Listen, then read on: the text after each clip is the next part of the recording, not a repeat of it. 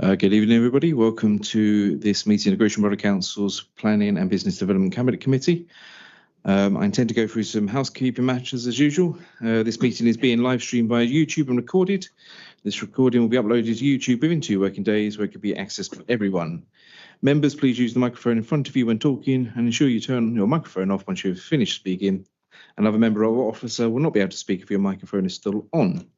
Please note the Council's visual equipment may on some occasions focus on only the public gallery area, though for those in attendance, if they're here, may be filmed or recorded. Attendance at the meeting will signify their agreement to this, and if members of the public do arrive and they do not wish to be filmed, they need to inform a Council staff member in attendance and they will try to assist where reasonably possible.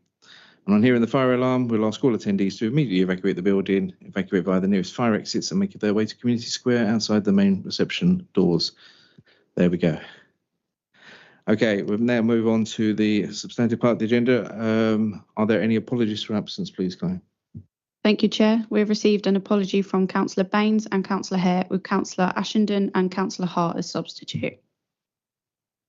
Thank you very much, and thank you to those that are substituting in the committee this evening. Item 3 on the agenda then is minutes of the last meeting held on the 22nd of September. Are they agreed as a correct record, and can I sign the minutes? Agreed.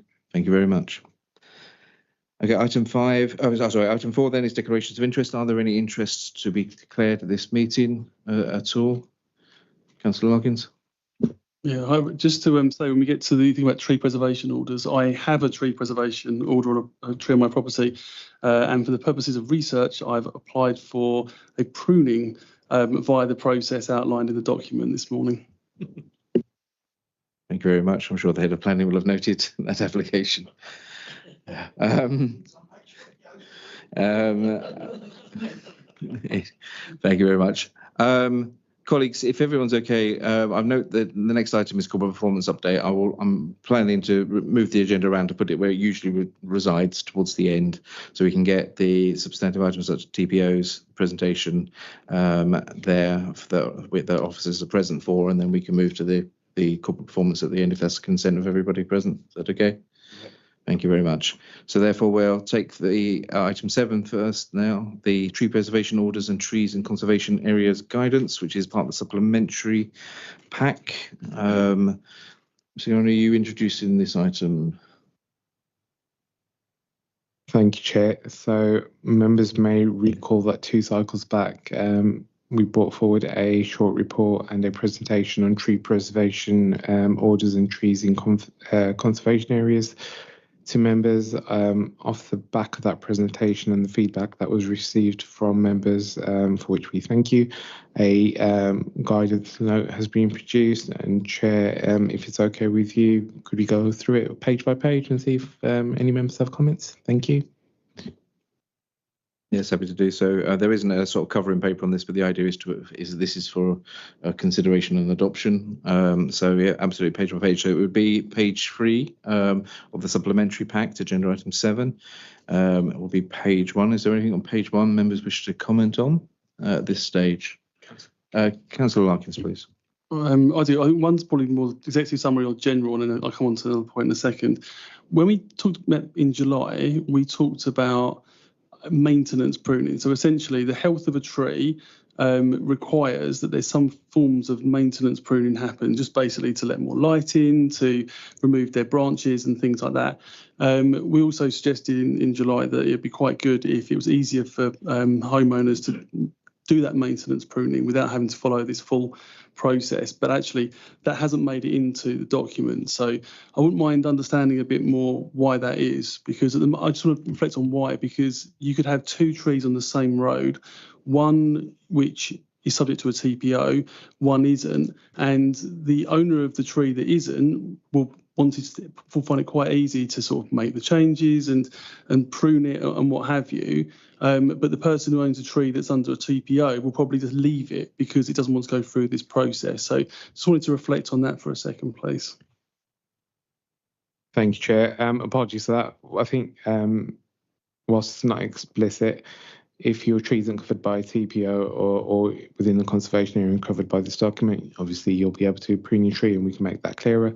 If your tree is covered by a TPO and there is a requirement to prune said tree. As you found out this morning, there'll be a need to submit an application. What we're hoping is through this process, we'll make the TPOs and all available online via a GIS system over the next 6 months.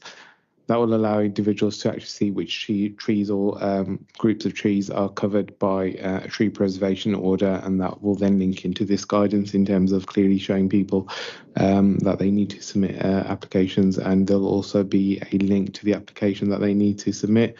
So through this process, we'll clarify that, and I'll add that into this document if that's okay with yourself, Chair. I thank you. I think my point was that this process generally would put certain people off from actually doing any form of maintenance pruning because of going through the process. I mean, it's fine. It's an online process. So for those residents who don't live their lives online, it might be tricky. For those who are cost conscious, they may not want to buy the plan of their property, which the portal suggests that you buy. And then mark up subsequently.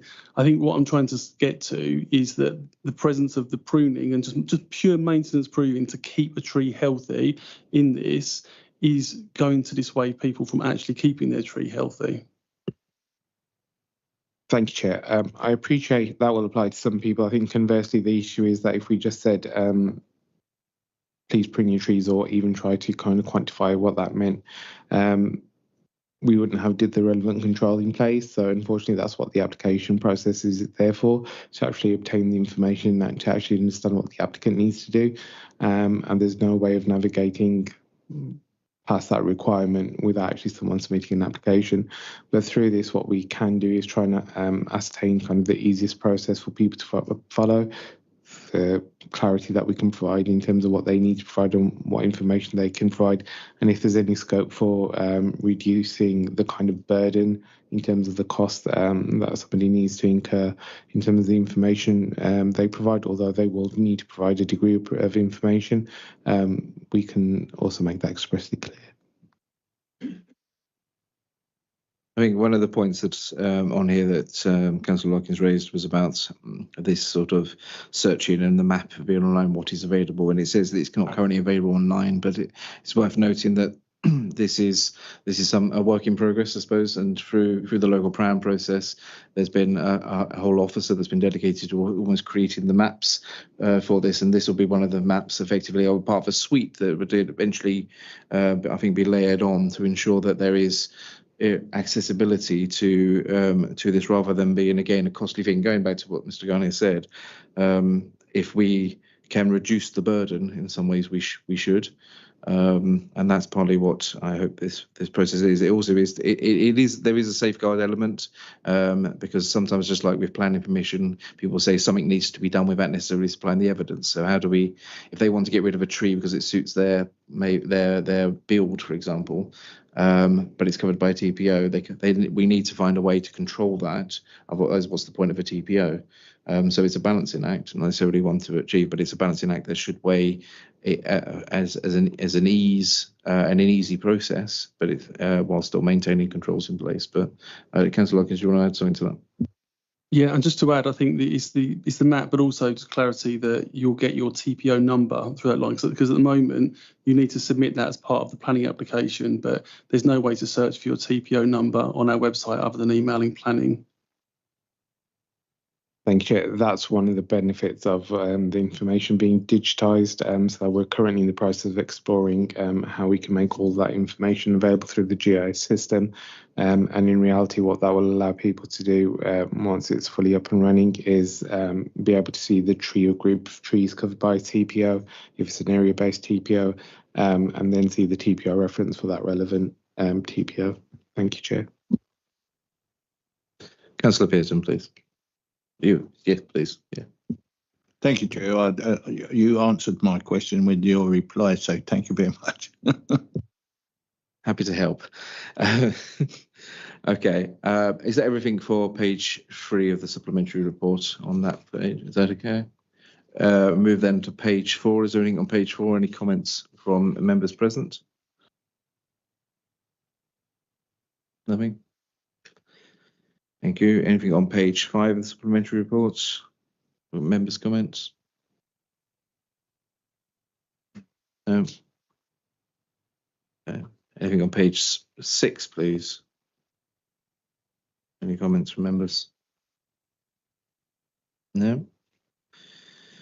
Anything on page 7 at all? No, doesn't look like it. And finally, page 8. No, not at all. Are there any final comments anyone wants to make in regards to this? Final call? Okay. So thank members for that. So with the comments being taken on board and the relevant changes being made, I suppose the covering motion would have been to adopt this guidance formally as part of this guidance of the council. So subject to those amendments, is that agreed by committee present? Is that agreed? Yeah. Thank you very much, everybody. Okay. The next item on the agenda then is the Grow in Gravesham presentation. Keith, appreciate colleagues. Mr. Grimley has somewhat lost his voice over the weekend, and so we'll go easy on him and request maybe short questions for pithy answers, because but of course, if there are any in-depth questions, I know Keith will either try and answer them tonight. If not, we'll do so in the future. But over to you, Keith, for as long as your voice will hold. Oh, good evening. Hopefully you can hear me okay. So yeah, apologies in advance. I'll bear with and hopefully be a bit briefer than might otherwise be the case. We've obviously talked recently about growing Gravesham, but this was an attempt to give a bit more depth of information around the sort of support we're providing to people. So I'll run through the headlines of the scheme and then on to a number of case studies, which hopefully give a little bit more flavour for what the scheme's been about. So put simply, it's business mentoring and a micro grant scheme. So it's the premise that having access to somebody that can be there to support someone who's starting a business or growing a small business on tap, but with the experience of having done so themselves is a powerful way of supporting enterprise in the borough. So that's the premise, really. You can see there it's something that clearly Gravesham is very much at the forefront of, but also we're using government funds, and the delivery is being provided by an organisation called the Kent Foundation that have 40 years experience as a charitable organisation. So moving on, there's just some sort of headline statistics there, really, which I won't read out, but I think it gives you a flavour for the level of interaction on the right-hand side there around the outcomes and number of grants that have been made. The scheme started substantively in April, continues until the end of March 2026. So we've got some time yet to continue the scheme. And then the information on the left-hand side there, which is taken directly from the website, really just links back the story of where this came from. It's very much linked back to the Gravesham Business Network, which predates my time at the council. A very well established networking group for small organisations or people thinking of setting up a business, and indeed some of our bigger employers. And really the whole scheme has come from really feedback through that forum.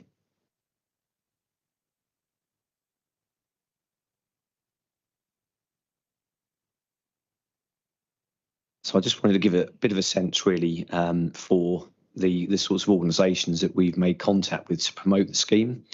I think that's always one of the first questions anyone would have is, okay, we understand what the offer is, but who's aware of it and who's it relevant to?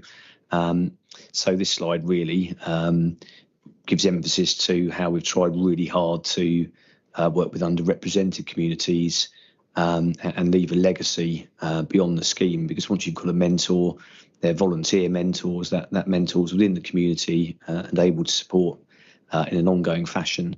The word cloud really is has come from the long list of organisations that we engaged with at the outset of the scheme, and you can see literally how we engaged people in the extract at the bottom of the slide, which is really just an invitation for community and voluntary sector organisations, churches, faith groups, really micro-scale organisations so that we weren't just reliant upon council social media and newsletters and things, that we were really taking this out into every community.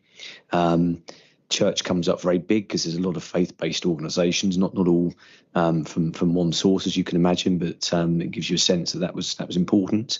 Gravesend, as you might expect, was the dominant geography, closely followed, I think, by Northfleet, and behind that Ebbsfleet. I won't read them all out there, but it gives you a bit of a sense of, as I say, just how much we work to take this out into communities. So it'd be interesting to know if people have had any feedback on it actually around the table, because that would be a barometer. But that's what we've done to make this really available to people. And I've just got a series of case studies really, which I'd invite you to read as I go along. I won't say a lot about each one, but I think it gives you a flavour of the diversity of the different types of people and businesses that we've been able to support, particularly with the grants, but most of these will have had a mentoring support as well. So Matthew Atkinson from Artist Surfaces, in his case, the small grant, which is up to £750, so it would have been in that ballpark, but could have been a little bit less, was to support a showreel promotional video for his website, social media and advertising. So it's a simple recognition that, you've got people out there with talent, but, unless you take it to market, people aren't going to be aware. And sometimes, when you're starting out, it's a barrier and a contribution towards promotion. Most of these will have been matched by a contribution by the small business as well, because what we're trying to do is say, well, if you're prepared to invest a bit in it, we're prepared to invest a bit in it, which we think is the right way to do things. So that's what happened in this case. Bloomfield Sustainable Solutions, as you can see, garden maintenance for domestic and commercial properties, specialising in that and all the various services associated. You can read it there. And the grant investment was for a battery electric backpack blower and hedge cutter to complement their electric van fleet. So again, this is where they're making strides to be environmentally sustainable. And perhaps this is a bit of kit that would have been a bit expensive to purchase without some assistance, but probably allows them to do more than they might otherwise have done, perhaps even to apply for work through bigger projects in their supply chains that they may not have been able to do without having that sustainability bar addressed in terms of having that kit. And we've got Designs by Kim. As you can see there, design and creation of costumes for theatre and television. It's interesting to know what goes on. I think an interesting business. And in this case, the grant was for home office equipment, including a repurposed laptop and a semi-industrial iron for the workshop. I don't think it needs any explanation from me, but you can see it's a practical application.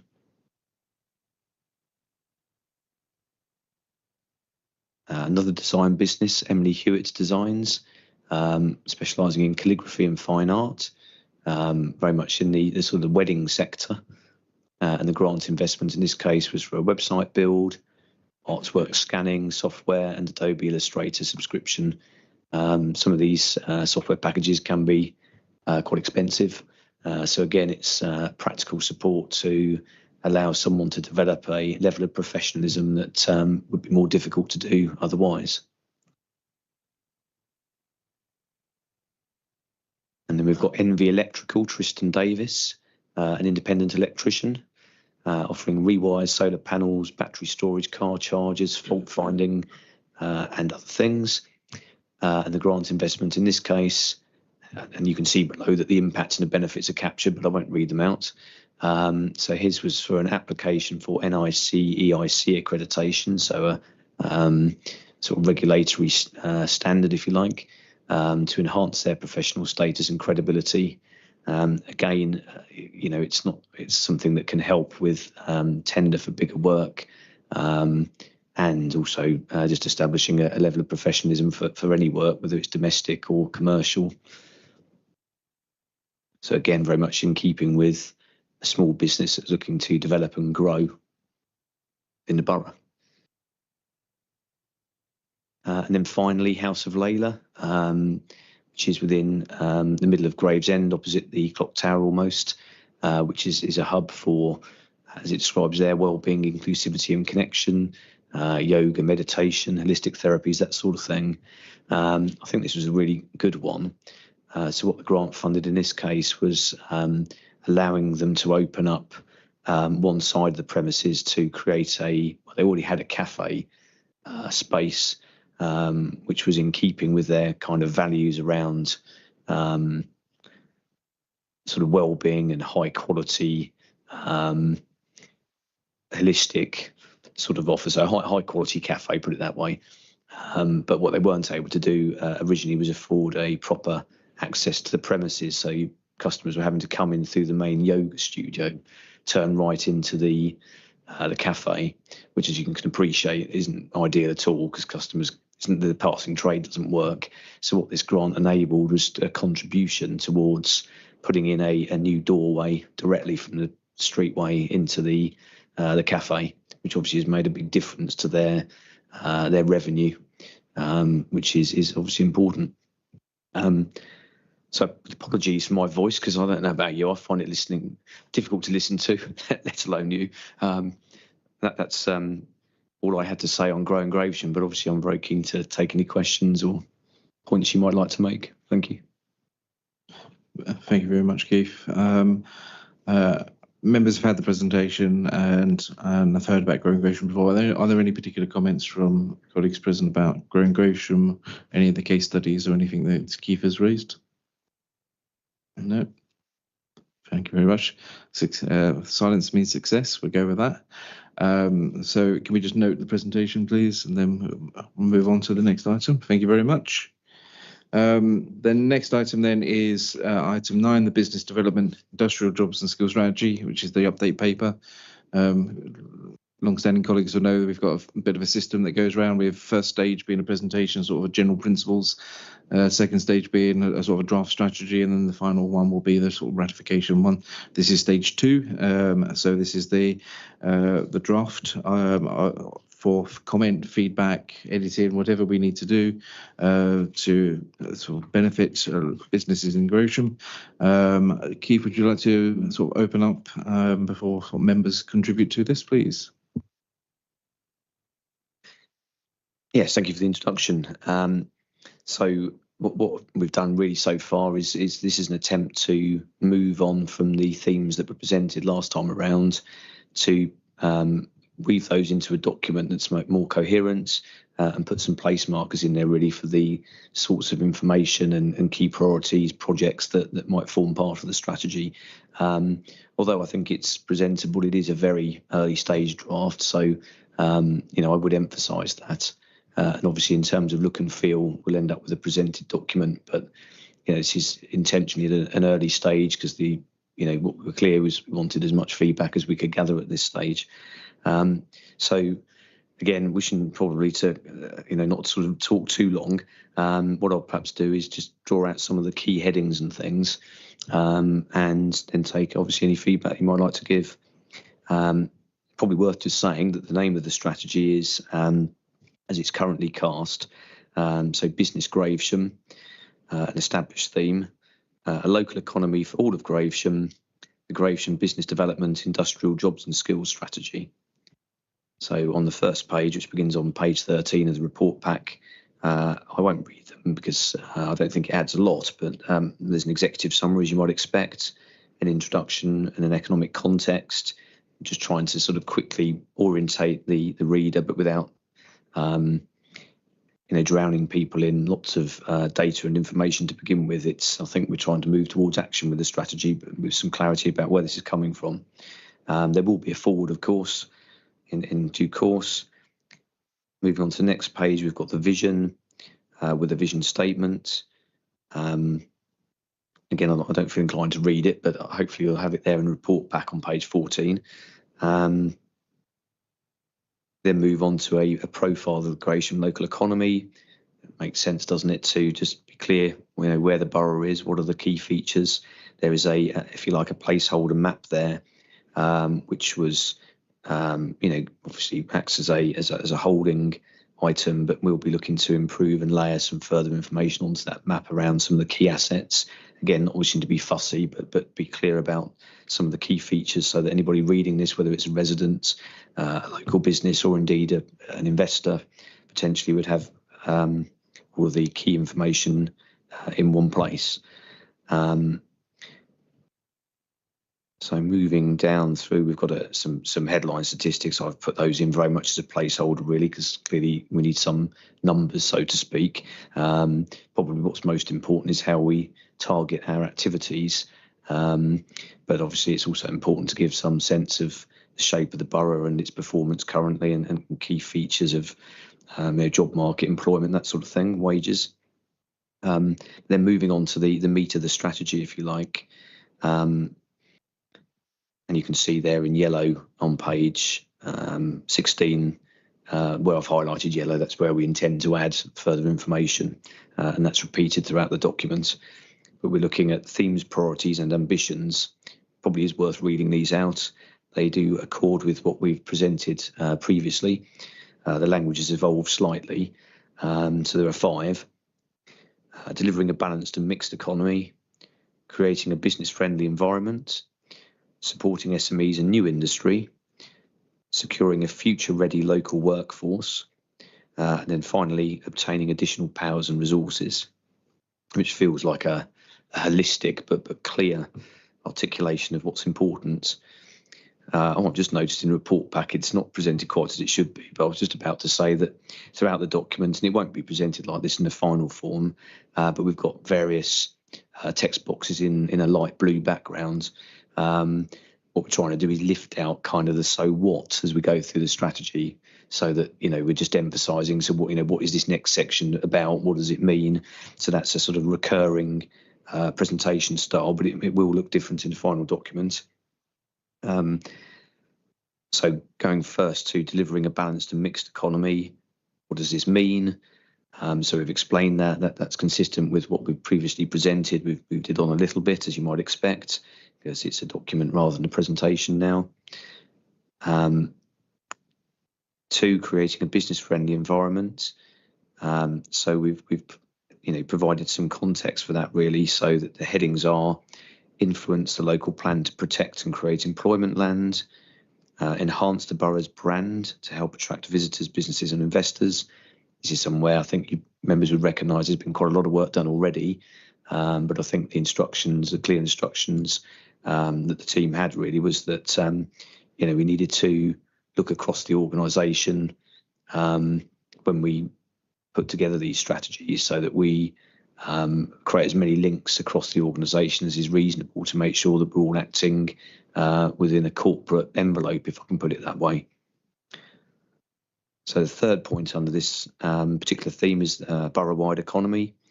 Might seem like an obvious point to make, but it's a genuinely holistic attempt to look at what the different requirements are around the borough.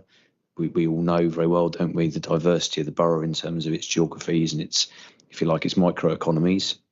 So that's something that will again be further developed as we take this forward. Moving on to the bottom of page 17, which is supporting SMEs and new industry. Again, we've sought to articulate what do we mean by that in a nutshell in the blue box.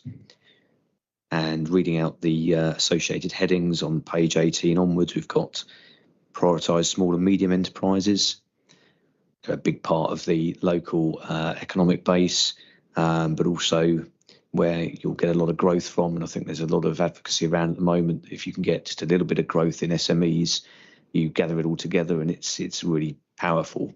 And not losing sight of that's really, really important, because one job created by a large number of SMEs adds up to an awful lot of new activity and new opportunity within the borough. Again, it seems a really obvious point to make, but I think it's an important one. We've got a bullet point around developing sector-specific plans.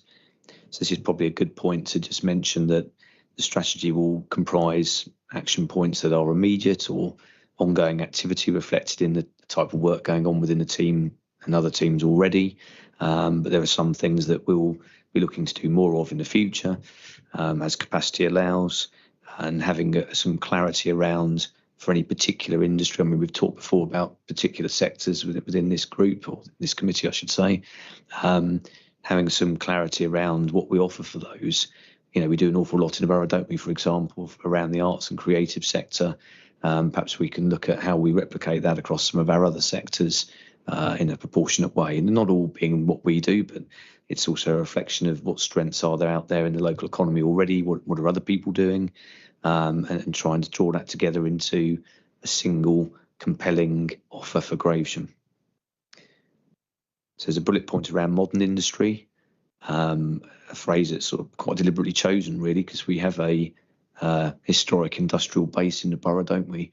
But we also look to the future to understand what the changes are, what opportunities there are to be grasped in the borough, and trying to articulate those in a in a very clear way and be live to the opportunity. Moving on, the next theme is securing a future-ready workforce. So this is around skills and training, if you like. Again, it starts with what do we mean by this? I won't read it, but it's there for the reader to orientate themselves, if not too grand a way of putting it. So some of the bullet points we've currently got, and I think a lot of this will be further fleshed out, is around working with education, training, adult learning, and doing that through relevant partnerships, so that we're looking as far as possible to work with all the organisations that are having an impact in the borough, and seeing where there are opportunities to collaborate and add value beyond what people are already doing.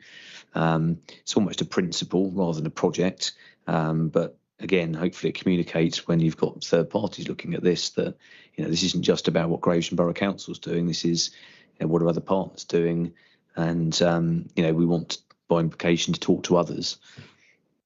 Promoting apprenticeships and vocational training pathways for young people, but also new entrants, i.e. people coming into an industry for the first time, regardless of their age or background, if you like, and people changing careers, and also recognising the work that we do ourselves within the borough already around apprenticeships, which is, I think, to our credit. Third bullet point around continuing to support the development of the Industry 4 Council, which is possibly something new to this committee, which is a group of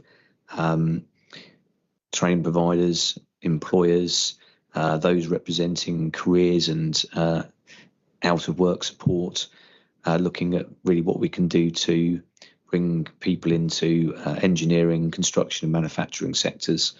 So that's a key theme. And then finally, actually not finally, I beg your pardon, we've added a new one since. So launching a new hub and spoke model of workforce skills provision and employability support, which seeks to capitalise on, as we put it, hyper-local opportunities within communities.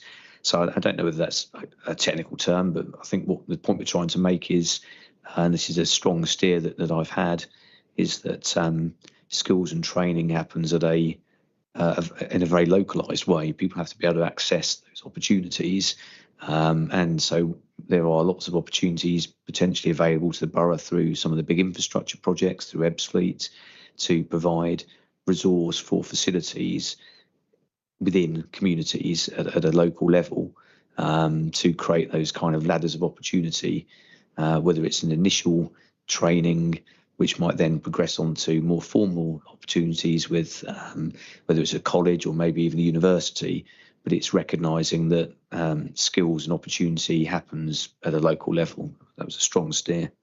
And then finally, continuing to work towards Gravesham being a real living wage town.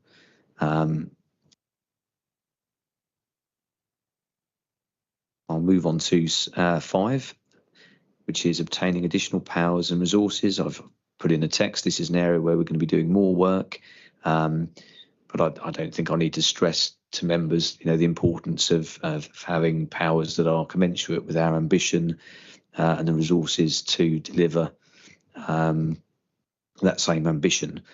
So whether that's through partnership or whether that's through influencing central government, other stakeholders, that other public sector organisations, larger businesses that are active in the borough, we're essentially saying we want to be on the front foot.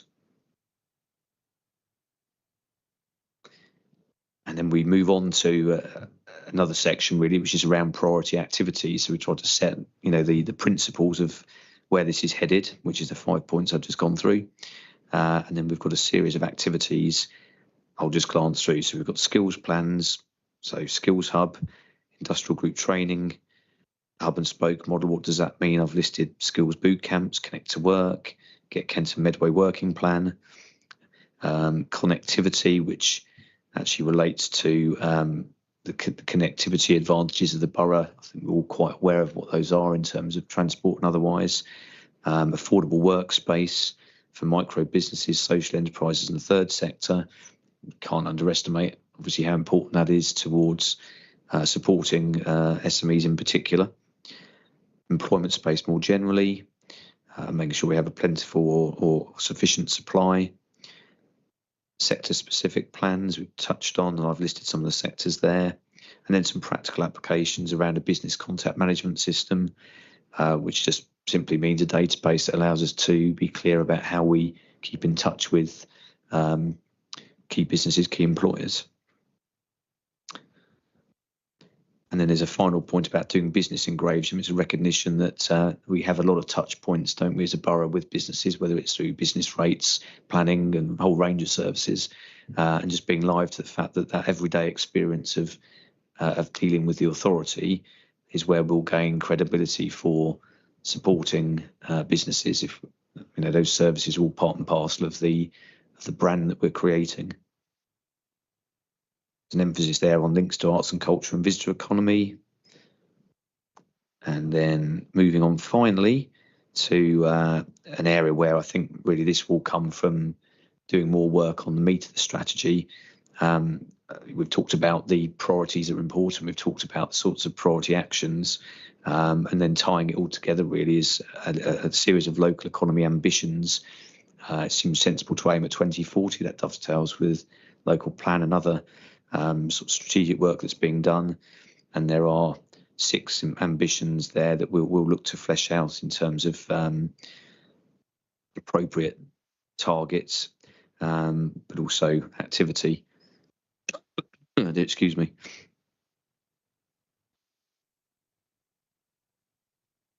I've just learned we've moved to 2042, so that might be an idea to revisit that timescale for the ambitions. It's a dynamic decision making between myself and officers in real time. I hope that makes sense to anybody listening. But so there's a short section on delivery partnerships. I've touched on that. I don't think it will be a surprise, but clearly it's a good place to signal to others that we want to work with them, isn't it? And then page 23 deals with directly from the corporate plan as our guiding strategic document, what our current objectives are, the performance indicators from the corporate plan that relate to this area of work. That's my analysis of what I think is relevant. Others may have other views. And then drawing out the key themes again around vibrant Gravesham, energised economy, skills officer and sustainable development. Before moving on to some final references, all of which need some more work, but members can rest assured they're seeing this in a formative stage, I think is what I'd say in summary. So that's all I wanted to say. Thank you for listening. Happy to take any questions, please. Thank you very much, Keith, for that and for the paper. And as you quite rightly said at the end there, it is a formative stage, and that's why it's come to committee, because this is where policy is made. This is where members come together to help influence and shape the policies as they develop. And anyone that's served me on the committees know that that's very much the approach we want. We want here. So, as Keith said, are there any points, questions, anything they want to feed into this? Now's the moment, I suppose. Councillor Larkins first. Thank you, Chair. Thank you, Keith. I think it's a really good first draft. I guess the one thing I'd like to reflect on, probably the conversation that we had last time around like the nighttime economy. I think all residents and businesses and people who frequent the town centre after dark kind of want to see a vibrant town centre and also vibrant village centres as well. I guess the question I've got is there's bits of it littered throughout. So you can see, okay, well, there's apprenticeships, and then there's investments in certain things and partners. There's like the visitor economy, then there's food and drink, then there's arts and culture. But I guess what's the wraparound? What will bring that kind of whole nighttime economy strategy together? Because I think there's at least three different strategies in this that I can see. Plus, Cabinet just talked about like a town centre improvement programme, which will have more sort of cafe space on the pavements and things like that. So I guess what's the thing that will bring all those strategies together into some sort of umbrella? Yeah, thank you for the question. I think probably that's where the sector plans come in. So as you allude to other areas of work, I mean, I'm looking at Adrian, we're in the same space, we're working together, we're aware of what one another are doing. And in my mind right now, I mean, this isn't set in stone, but where we have a sector plan, so I mean, that could be for nighttime economy, that would be a reasonable sector to identify. I think probably what we'd look to do is itemise what we're doing in other areas, as you just alluded to. And then if there are other things, as you say, it might be a link to apprenticeships or some other theme, I think we would simply identify that and just seek to have a very simple one-page schedule that says this is how it all links together. And then I would have thought from whether it's a member of the community or anybody else for that matter, it's quite easy then to give visibility to, that's our thinking around that particular, sector. And you'd hope that would end up on the website and people could say, well, I can see what you're doing around that particular issue. It wouldn't necessarily have every last point of detail, but it would be a way of engaging and perhaps from a member point of view, reassurance that, some of these priorities are being addressed. That's my thinking. I don't know, the chair may have a different view, but I'll come in and say no, I don't know. I think Councillor Hawkins made a good point. I only probably to add twilight economy as well, because I think there's daytime economy, there's nighttime one, but actually there is a transition period, that twilight economy, and how do we make sure that is also featured in it? And I think Councillor Hawkins well rightly references Cabinet and the recent sort of funding allocations that were coming through for that. And one of those conversations was about how do we tackle that transition, that nighttime economy? How do we make sure the facilities are in the town to make sure we can make that a place to access and be safe? Thinking of, I've raised this at Cabinet before about after those gates are opened, what becomes a bit of a free-for-all for anyone to rush through and park. If you want a truly twilight economy, even in economy, then it cannot become, I suppose, the Just Eat Deliveroo domain. It needs to be something that actually, works within and around the community. So we need to ensure that we are listening to businesses and residents in there, and it doesn't just become a sort of an abandoned element. So I agree with Councillor Larkin's point, and we can certainly flesh that out through there. Are there any other points, questions, anything else wants to raise, put through, suggest? No. There you go. Everyone okay with this? Apart from 2042, which we will amend because that's what ties in with the local plan. And for those watching, when I saw that, I did whisper to Mr. Garley, I thought it was 2042 for the local plan. It is. So that's how speedy the message reached you over that side of the table. So I'm grateful for that. The only other thing I would want to say, and having read the papers and that, is when we're talking about accreditation, I suppose, for those apprenticeships, what we want to do is prevent, I would imagine, some of this training, these skills, all valuable things, but to make sure that it isn't sort of a very quick training to quickly get someone on something, and then they don't. It becomes an employer benefit rather than just an employee benefit. And for me, there is a mutuality to that. It is a relationship that should benefit employee and employer, not just wages, but actual skills as well. And you want those skills to be transferable. So, in making sure there is a balance there, it isn't just about fair pay, a fair day's work, but actually making sure that there is, I suppose, an output for that, because every time we go to work, we do gain skills, and we want to make sure that skills are somehow recognised. So I wouldn't want, so apprenticeships are obviously one formal mechanism for it, but when we're looking at upskilling, I don't want someone to be skilled and told they've got a bit of e-learning to do, and that's it, they're fully trained. And that while that may be the case for some things, how do we make sure that it's meaningful training, meaningful upskilling, and we've not got the cases, unfortunately, with every every industry, there'll always be a few that try and take advantage of schemes to help get what they need rather than getting what mutually is beneficial, because that's what an employee and employer mutual relationship should be. So we need to guard against that, and accreditation, I suppose, is part of that, is creating the workforce we need and that we can then transfer those skills. Any other points or questions on this? So Councillor Pearson, please. Thank you, Chair. Yeah, just on that apprentice scheme and training for everybody. Once they've trained and we paid for their training and brought them on, how do we keep them rather than hopefully they don't move on? Well, I think from a Gravesham perspective, I think we've got a good story on that. We've got some really good in-house apprenticeships, and in some ways it's about how we put that model in here and replicate that sort of success, because we do retain, and maybe I shouldn't be great at that, because I think that's right, but tell me if I'm wrong. But I think we've got a really good stream of people that come and do apprenticeships, particularly in Brookvale, that we then fully train and retain. Our retention's quite good. I'm having nods from officers, which is good. It means I've read my brief. But it's how do we, I suppose, put that in industry as well and make sure that's a standard for everyone? Maybe you can elaborate. Yeah, I mean, the way I see it, I think, construction, engineering, manufacturing being the focus of some of this work, they're areas of high skill. And actually, if we get back to, in a sense, a more traditional, with a modern approach, but a more traditional approach to apprenticeships where there's a level of, I don't know, rigor's the right word, but, there's a level of competence and achievement involved. By the time people get to the end of an apprentice, once upon a time, that was the point where they're most valuable to the employer, and therefore could command a good wage, and you would hope a sustainable employment. As we all know, there are no guarantees of that, but I think that's where the mutuality comes in.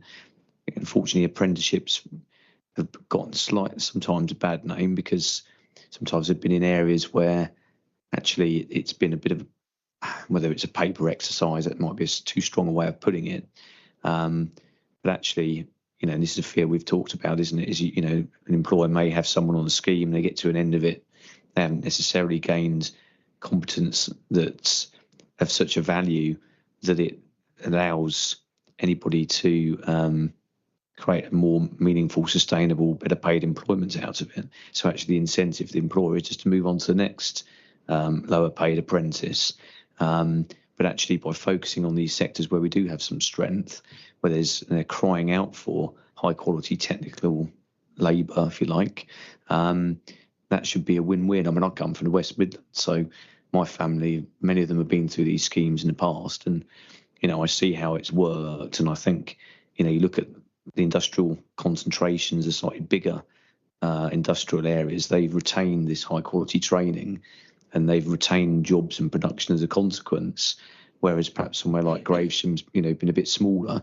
So by working with some of our neighbours, in this case across North Kent, we can create some of that scale that allows us to invest in skills that are valuable to the employee and the employer, and that's where it can work. And then, as the Chair's pointed out, it's making sure that you've got the proper accreditations and the proper process in place and the right involvement from the right bodies to make sure we're doing it properly. So yeah, I think there is a clear way that we achieve that. That's my answer. Thank you very much for that answer. And I think as someone, I've gone through each of the systems. I have an apprenticeship. I've done mine. I got my level 3 MVQ. I've been to college. I've done university as well. So I've really have seen the merits of all. They all have their merits and their drawbacks. It's by making sure we remove those barriers as much as possible, and enhance the access for them all. Final chance for any other comments. No. So. This will go to March's committee as a final draft. So if there are any comments out with this meeting, please forward them on. The chance to influence the strategy, and we'll have one final go at this, the committee in March, before its adoption thereon. Is that agreed to take it forward to then? Okay, thank you very much. And we'll duly note and take forward. So then now comes to what is the final item. This is the corporate performance report. quarter to starting on page 9, you see your substantive agenda. Ms. Liani to introduce, and then we'll do the usual page by page. Thank you, Chair. So members have the performance management framework. I'm sure everyone knows what that is. Links to the corporate plan, and you have the update for quarter 2 of this financial year before you, providing an overview on the indicators that are relevant to this Cabinet Committee. Thank you, Chair. Thank you very much. So as per our usual format, we'll go through page by page. If there are any comments, anyone wants to raise, please do so. So the first one is PI 13 and 14 on page 14 of the main pack. Anything from there? No, thank you. Anything on page 15, which is PI 15 and PI 16? No comments there. Thank you very much. Move on to page 16 then, which is PI 19 and 20 applications. Any comments there from colleagues? No. Page 17, which is PI 21 and 22. Is it worth saying? Councillor Larkins, please. Thank you. Just a clarification, actually. The other planning applications, can you just give us a bit of a steer on what other might be? Is it stuff like the TPO stuff we talked about earlier, or is it something else? So the government categorises application types, and you will have, in effectively what we submit on a quarterly basis, the PS2 return, and that's broken down into major applications, and that'll cover employment as well as housing, etc. Then you have minor applications, which is effectively smaller scale employment, smaller scale housing. And then you tend to have other application types, so that will cover stuff like the local development certificates, TPOs potentially, household applications, and all that kind of stuff. Thank you. Thank you very much. Okay, so that was page 17, PI 21 and 22, and that takes us then on to page 18, if there's no else on that, on PI 23 and 24. On page 18. Nothing there? Okay, thank you very much. That's for noting, if that's noted. That then takes us on to any other business. The only bit I should have done at the start is to welcome Councillor Hardy into the committee, who's replaced Councillor Beattie. So welcome Gary to committee, and I hope you enjoy it, your time with us. You're supposed to smile at this point, Gary. So that was the only other business. Are there anything else? Which I don't think there is. There's no need to exclude, so we'll close the meeting at 8:23. Thank you very much, everybody. Thank you.